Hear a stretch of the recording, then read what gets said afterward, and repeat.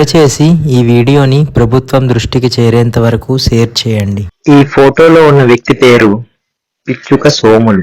ఇతని వయస్సు 88 సంవత్సరాలు.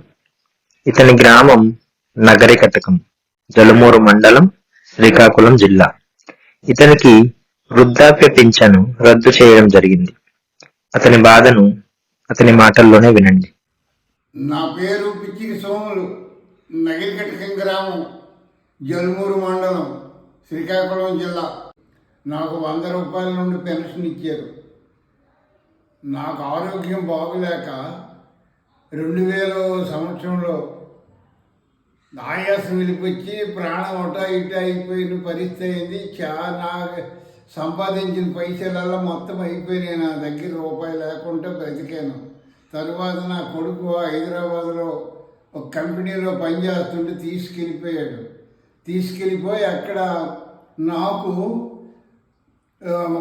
ఆయాసం మళ్ళీ అక్కడ వస్తే ఒక ప్రైవేట్ కంపెనీలో జాయిన్ చేసి 1,00,000 రూపాయలు వారం రోజులకి అయిందే. అక్కడి నుండి బాగులేక మళ్ళీ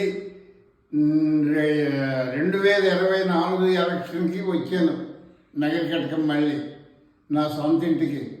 కానీ అక్కడి నుండి నా పెన్షన్ ప్రభుత్వం ఇవ్వలేదు. నేను ఆరోగ్యం బాగులేనప్పుడు నా కొడుకు 2 సార్లు ఇక్కడికి తీసుకొచ్చి 3 మాసాలకు ఒకసారి 2 సార్లు పెన్షన్ ఇచ్చారు. అక్కడి నుండి మరి నేను రాలేక బాగా అయిపోయింది. నా పరిస్థితి నాకు 88 సంవత్సరాలు. ఈ పరిస్థితిలో నేను ఏమి చెయ్యలేను. నా భార్యకు కూడా నడుము రాదు. శివుడు మాకు ఇక్కడ ఆదరించిన వాళ్ళు ఎవరు లేరు. సంవత్సరమే నేను హైదరాబాద్ నుండి వచ్చాను. సరిగ్గా మార్చిలో 1 వచ్చాను. ఈ రోజు వరకు ఆ పిల్లడే పైసలు తగిలితే ఎలాగ బ్రతుకుతున్నాను. మందులు, నాకు రోజువారీ మందులు కావాలా, భోజనం కావాలా. ఇలాంటి పరిస్థితిలో నేను ఉన్నాను. నా పరిస్థితి కలెక్టర్ దగ్గరికి వెళ్ళి నేను పెట్టాను కాగితం. తర్వాత ఎంఆర్ఓ మా ఇంటికి వచ్చి ఒక అప్లికేషన్ రాసి పంపించారు. ఇలాగ ఆరోగ్యం బాగోలేక వెళ్ళిపోయినట్టు వచ్చాడు. మళ్ళీ ఇతనికి పెన్షన్ ఆగిపోయింది, ప్రభుత్వం తప్పకుండా ఇవ్వాల్సిందని వాళ్ళు రికమెండ్ చేసి పంపించారు. ఇది నా పరిస్థితి. ఏ క్షణంలో ఎలాగుంటుందో నాకే తెలియదు.